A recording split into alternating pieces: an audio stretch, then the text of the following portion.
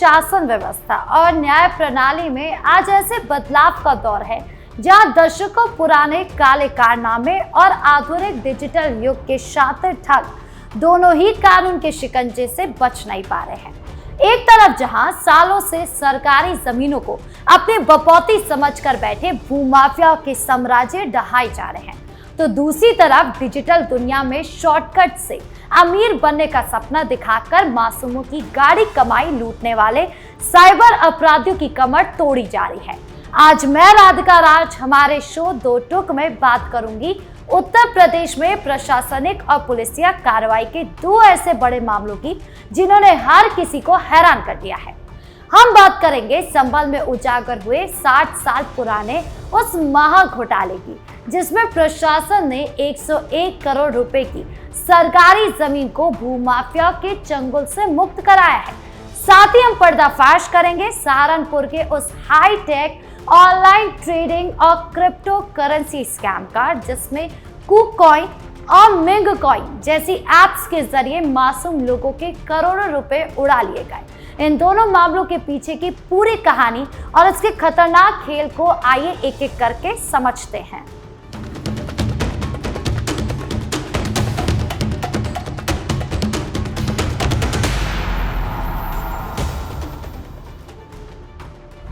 संभल में 101 करोड़ की सरकारी जमीन पर एक्शन।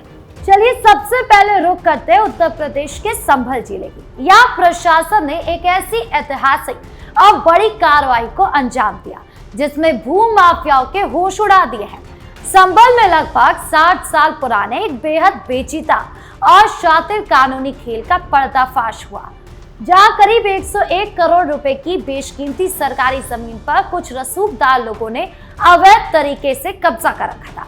ये कोई ऐसा वैसा कब्जा नहीं था जो रातों रात कर लिया गया हो, बल्कि इसके पीछे कागजात की हेराफेरी और कानूनी कमियों का फायदा उठाने की एक लंबी और गहरी साजिश छिपी हुई थी।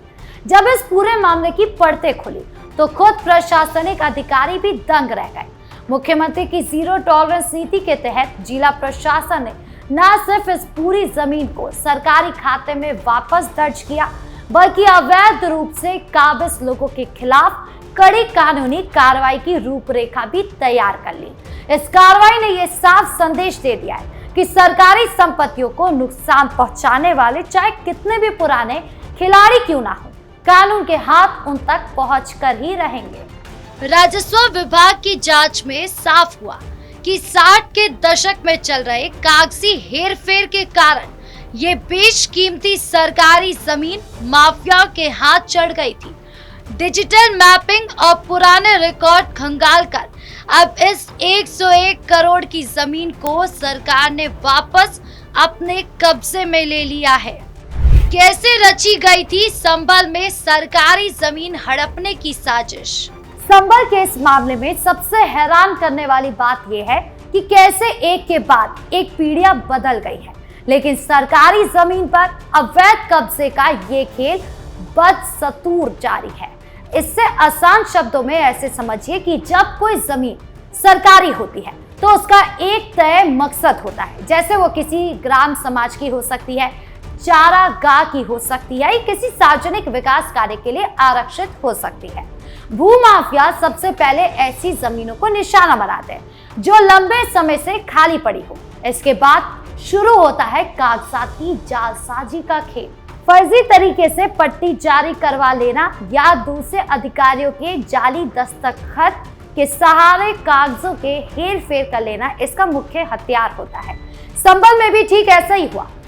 60 के दशक से शुरू हुआ ये खेल दशकों तक कानूनी दाव पेच के पीछे छुपा रहा, लेकिन मौजूदा प्रशासन ने जब डिजिटल मैपिंग और पुराने राजस्व रिकॉर्ड का मिलान किया तो झूठ की ये पूरी इमारत ढह गई। इस कार्रवाई के बाद अब उन लोगों की पहचान की जा रही है जिन्होंने इस पूरी साजिश में शामिल होकर सरकारी राजस्व को भारी चोट पहुंचाई थी। प्रशासन की इस जबरदस्त मुस्तैदी और कड़े रुख ने संभल के साथ साथ पूरे इलाके के भूमाफिया के बीच पूरी तरह से हड़कंप मचा दिया है। राजस्व विभाग की टीम ने साफ कर दिया है कि सालों से जिन लोगों ने सरकारी संपत्तियों को अपनी जागीर समझ रखा था, अब उनके दिन लद चुके हैं। अब इस 101 करोड़ रुपए की मुक्त कराई गई कीमती जमीन का इस्तेमाल सीधे जनता के हित में किया जाएगा, जिसके लिए यहाँ बड़े जन कल्याणकारी प्रोजेक्ट्स और सरकारी योजनाओं को धरातल पर उतारने का पूरा प्लान तैयार किया जा रहा है।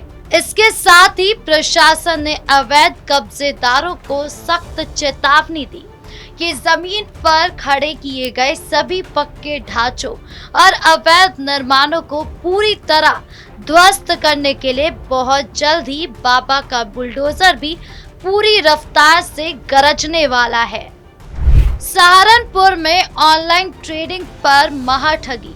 सरकारी जमीन के इस घोटाले से निकलकर अब बात करते हैं एक और बेहद गंभीर और आधुनिक अपराध की, जो हमारे और आपके मोबाइल फोन के जरिए हमारे घरों तक पहुंच चुका है। ये मामला है उत्तर प्रदेश के सहारनपुर जिले का, जहां की साइबर सेल और स्थानीय पुलिस ने मिलकर ऑनलाइन ट्रेडिंग और क्रिप्टो करेंसी के नाम पर चल रहे एक बड़े रैकेट का भांडाफोड़ किया है। आजकल इंटरनेट और सोशल मीडिया पर घर बैठे लाखों कमाए और क्रिप्टो में पैसा लगाकर रातों रात अमीर बने जैसे विज्ञापनों यानी कि एडवर्टाइजमेंट की बाढ़ आ गई है। सहारनपुर के एक शातिर ठगों ने भी इसी का फायदा उठाया। उन्होंने कूकॉइन और मिंग कॉइन जैसे मोबाइल एप्स और फर्जी डिजिटल प्लेटफॉर्म का एक ऐसा जाल बुना जिसमें फंसकर सैकड़ों लोगों ने अपनी जिंदगी भर की कमाई गवा कर रख दी। पुलिस ने इस पूरे मामले में तत्परता दिखाते हुए 2 मुख्य आरोपियों को गिरफ्तार कर लिया, जिनके पास से ठगी में इस्तेमाल होने वाले कई मोबाइल फोन, सिम कार्ड्स और बैंक खातों के दस्तावेज बरामद हुए हैं।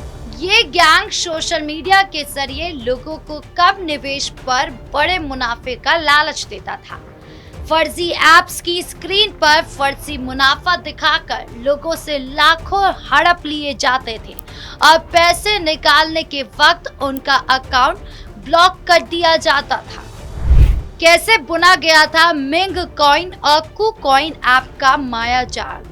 सहारनपुर पुलिस की गिरफ्त से आए इन दोनों आरोपियों से जब पूछताछ शुरू हुई तो इस अंतर्राष्ट्रीय स्तर के साइबर नेटवर्क के कई चौंकाने वाले राज सामने आए। ये आरोपी सिर्फ मोहरे थे, इनके पीछे एक पूरा सिंडिकेट काम कर रहा था। ये लोग फर्जी आईडी और जाली दस्तावेजों के आधार पर बैंक खाते खुलवाते थे, जिन्हें साइबर अपराध की दुनिया में म्यूल अकाउंट्स कहा जाता है। इन खातों का इस्तेमाल सिर्फ ठगी के पैसे को तुरंत एक जगह से दूसरी जगह पर ट्रांसफर करने के लिए किया जाता था, ताकि पुलिस या साइबर एक्सपर्ट्स आसानी से पैसों के लेन देन के मुख्य स्रोत तक पहुंच ही ना सके। जैसे किसी पीड़ित का पैसा इन फर्जी ऐप के माध्यम से इनके खातों में आता है, ये उसे तुरंत क्रिप्टो करेंसी में बदल देते थे, जिससे उस पैसे को ट्रैक करना लगभग नामुमकिन हो जाता था। सहारनपुर पुलिस ने इन आरोपियों के डिजिटल फुटप्रिंट्स और बैंक ट्रांजैक्शन को खंगालकर इस पूरे नेटवर्क को डिकोड किया है और अब इनके अन्य साथियों की तलाश में छापेमारी की जा रही है। ये शातिर आरोपी ठगी की पूरी रकम को तुरंत फर्जी आईडी पर खुले बैंक खातों में ट्रांसफर करते थे, फिर ट्रैकिंग से बचने के लिए उसे फटाफट क्रिप्टो करेंसी में बदल देते थे, ताकि पुलिस का कोई भी साइबर एक्सपर्ट पैसे के मुख्य स्रोत तक पहुंच ही ना सके। सहारनपुर पुलिस ने अब इसके डिजिटल फुटप्रिंट्स को खंगाल कर इस पूरे नेटवर्क को डिकोड कर लिया है और इस गिरोह के अन्य मुख्य साथियों और मददगारों की तलाश में लगातार संभावित ठिकानों पर ताबड़तोड़ छापेमारी कर रही है। तो उत्तर प्रदेश के इन दोनों बड़ी और अलग अलग तरह की कार्रवाइयों से एक बात बिल्कुल साफ हो चुकी है कि चाहे अपराध 60 साल पुराना जमीन का घोटाला हो या फिर आज के दौर का हाई टेक इंटरनेट स्कैम, कानून का शिकंजा हर अपराधी पर कसना तय है। संभल में 101 करोड़ की सरकारी जमीन का वापस मिलना ये दिखाता है कि सरकार अब किसी भी रसूखदार के सामने झुकने वाली नहीं है और सरकारी संपत्ति की पाई पाई का हिसाब लिया जाएगा। वहीं दूसरी तरफ सहारनपुर में क्रिप्टो करेंसी ठगों की गिरफ्तारी इस बात का सबूत है कि हमारी पुलिस और साइबर सेल अब अपराधियों से 2 कदम आगे की सोच रही है। लेकिन इस सब के बीच सबसे बड़ी जिम्मेदारी हमारी और आपकी है। जमीन खरीदते वक्त सरकारी कागजात की पूरी जांच करें और डिजिटल दुनिया में कदम रखते वक्त किसी भी शॉर्टकट वाली लालच से दूर रहे। सतर्कता ही इस नए दौर के अपराधों से बचने का सबसे बड़ा हथियार है। शासन और प्रशासन अपना काम कड़ाई से कर रही है, लेकिन एक जागरूक नागरिक बनकर ही हम इन अपराधों को पूरी तरह से खत्म कर सकते हैं। इस कड़े एक्शन और साइबर सुरक्षा पर आपकी क्या राय है, हमें कमेंट बॉक्स में जरूर बताएं। देखते रहिए 2 टूक। नमस्कार।